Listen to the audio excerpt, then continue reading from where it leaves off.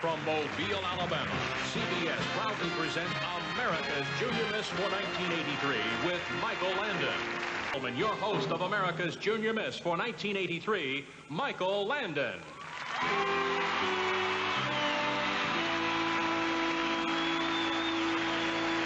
Thank you very much, and welcome to our show. And many thanks, too, for that fine introduction by our former junior misses, back again for the excitement of this all-American event. You know, I've had the pleasure of hosting the show so many times that Mobile has become like a second home to me. Tonight, the 26th annual America's Junior Miss program begins with a gala coming out party. And right now, you'll get a personal invitation from each and every one of the bright, lovely, talented young ladies who are competing for the 1983 title. So, ladies, come on out!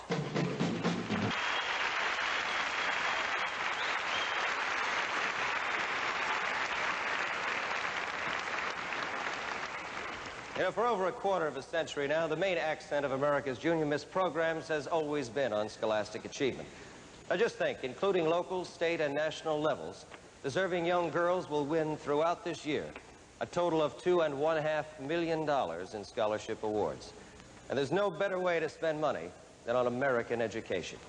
Which brings us to our first award of the evening, the Scholastic Achievement Award. Now, the winner will receive a $5,000 scholarship to the college of her choice.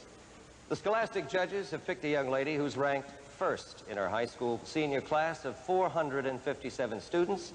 She's in the top 1% of all students nationwide, with a grade point average of only a 4.0. And now, ladies and gentlemen, let's find out who this outstanding scholar is. The winner of this year's Scholastic Achievement Award, Colorado's Junior Miss, Debbie Ricks.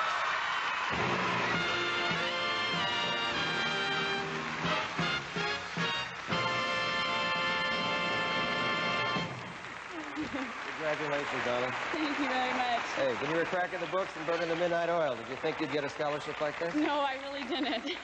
All the best to you. Thank you very much. And congratulations again. Thank you. My pleasure.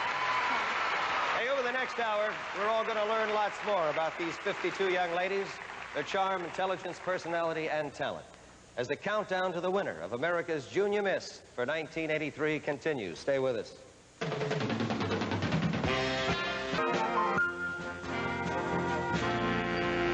For those of you who saw last year's silver anniversary show will remember that our winner was a lovely young lady with a smile that could charm the petals off a rose.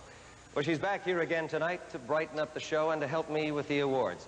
So let's have a warm welcome for the greatest thing that ever happened to Hattiesburg, Mississippi, Susan Lee Hammett.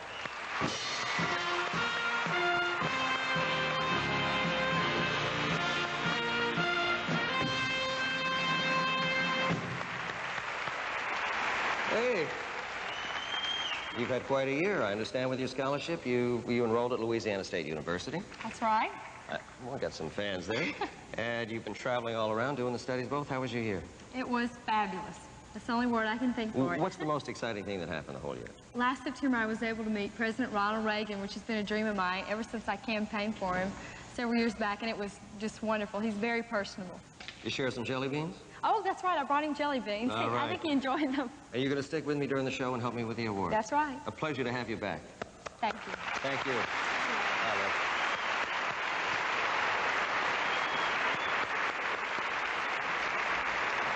I'm sure you're all curious about how these young ladies are judged during the tough competition to select a winner. So if get out a pencil and paper there at home, we'll give you a quick rundown on our scoring system. Scholastic achievement counts 15%. Physical fitness, 15%. Poise and appearance, 15%. Creative and performing arts is 20%. And the all-important judges' interview, which they have with each one of the girls individually, counts for 35%. You know, a sound mind and a sound body, that was the educational ideal of the greatest civilization in history, ancient Greece. And our own America's Junior Miss program strive towards the same goal by emphasizing, along with scholastic achievement, physical fitness. So this year, as always, the girls have been working hard to develop precision timing, along with balance and strength, in order to move gracefully to the tempo of the music. And now they're ready to compete in physical fitness. So, all right, girls, the kids from Fame made it popular. let's see how you've mastered body language. All right. All right, the judges have now carefully studied all 52 girls in both the preliminaries and finals of the physical fitness competition, and they've picked a winner. Susan Hammond, would you bring us their decision, please? Thank you, darling. And the physical fitness award winner is Alabama's junior miss.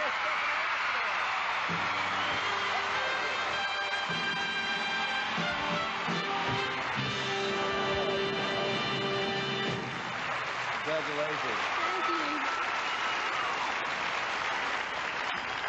Well, you're not even out of breath, Muscles. Yes, I am. There you go. Congratulations. Where are you going to go to school? Mississippi State. Mississippi State. What are you going to We got a riot on our hands. What are you going to study? Physical therapy. Physical therapy? Uh-huh. All the best to you, and congratulations again. Thank you. Thank you. All right, we've got lots more important awards and exciting events coming up as we move along toward tonight's big payoff, the selection of the new America's Junior Miss. Don't go away. Well, there we were. And now, well, now we've come to that big moment when we announce the 5 finalists who will go on to compete for the title of America's Junior Miss for 1983. Susan, you have the decision. Nervous time. All right, here we go. The 5 finalists. Alabama's Junior Miss, Stephanie Ashmore.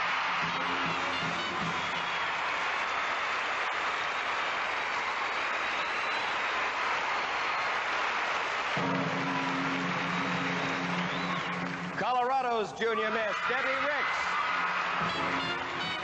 Oh.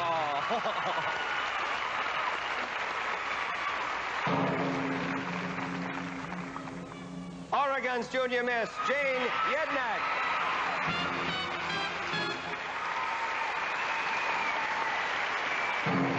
All right, 2 more to go.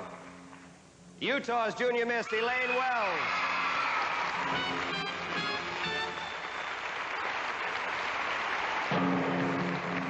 And the last of our finalists, Georgia's Junior Miss, Brenda Bazin.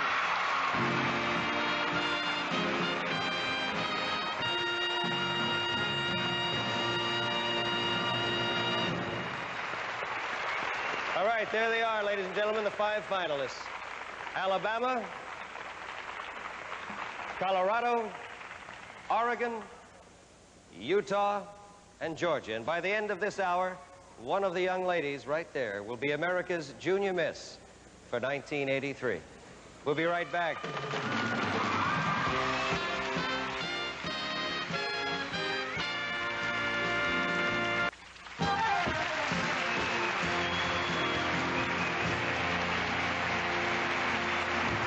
You probably noticed that most of the girls are really surprised when they win an award. And that's especially true of this next award. You see, the girls themselves become judges and select the one among them who exemplifies the spirit of Junior Miss. It's a very special honor, plus a $5,000 scholarship. The 1983 Spirit of Junior Miss Award winner is Tennessee's Junior Miss, Julie Vaughn.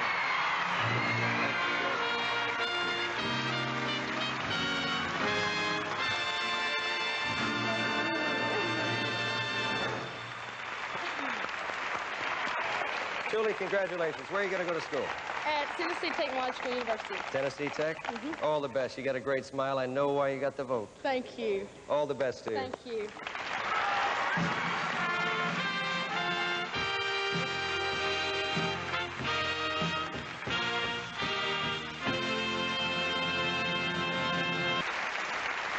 All right, now we come to the last of our 2 categories, and the first one is a really tough assignment for our 5 finalists.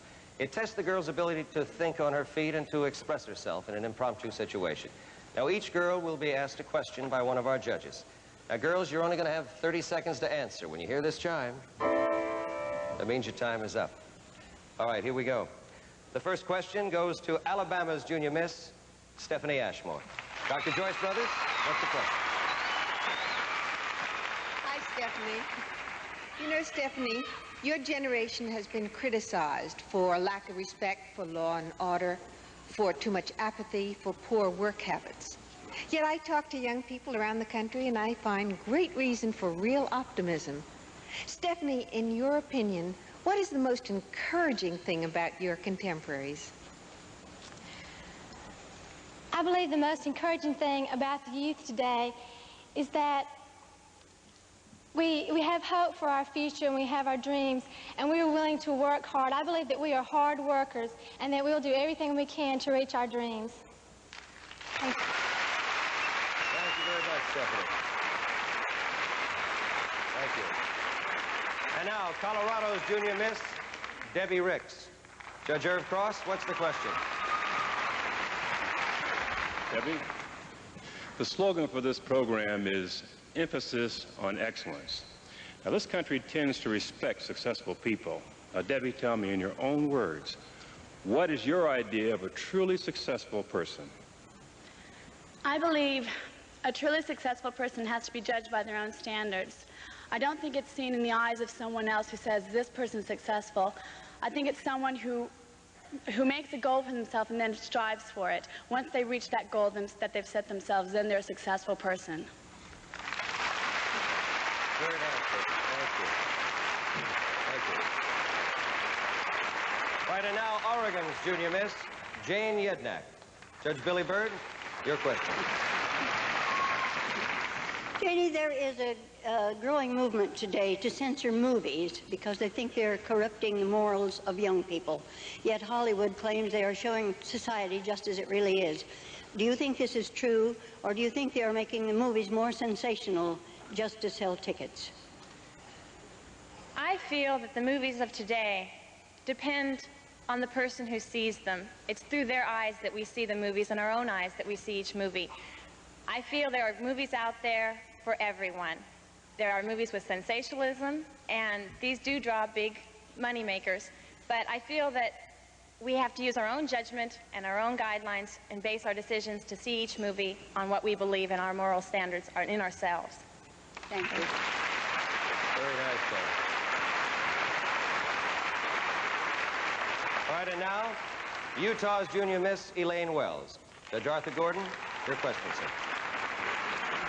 Elaine, we've all become very used to extraordinary technological achievements and machines in our lives. If you had this dreadful decision to make, would it be harder for you to do without television or do without a car, and why?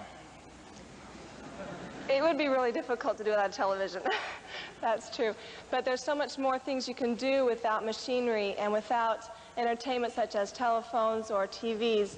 When I lived in Mexico, we used to climb trees instead of watching television. And I enjoy a lot more reading books and using my own skills and knowledge in my own entertainment rather than depending on a television for our entertainment. Thank you very much, Elaine.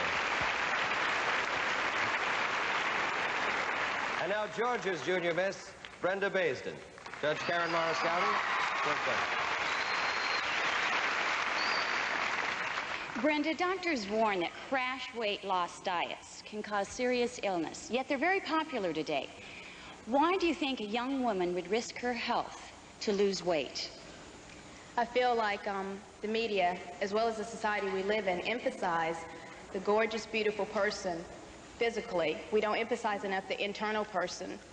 Therefore, a lot of young people tend to believe that the only way that I'm going to be beautiful and accepted is that I'm beautiful on the outside. Therefore, they tend to go ahead and risk their health as well as other mental and physical illnesses in order to look beautiful to meet society standards.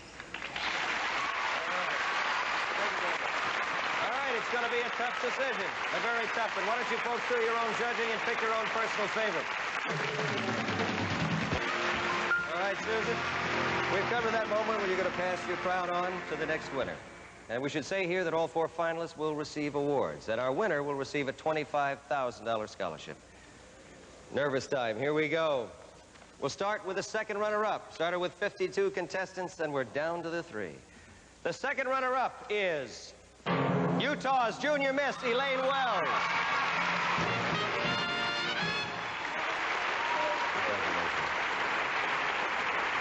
And now our first runner-up is Colorado's Junior Miss, Debbie Ricks.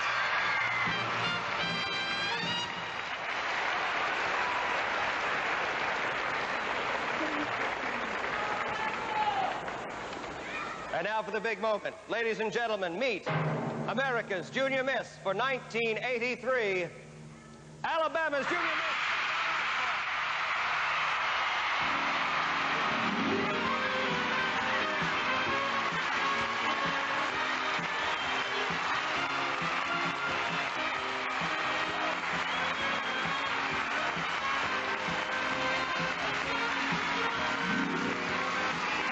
All right, we've seen our finalists compete in every category of this exciting contest. So while the judges complete their deliberations, why don't you pick your favorite contestant to win the title?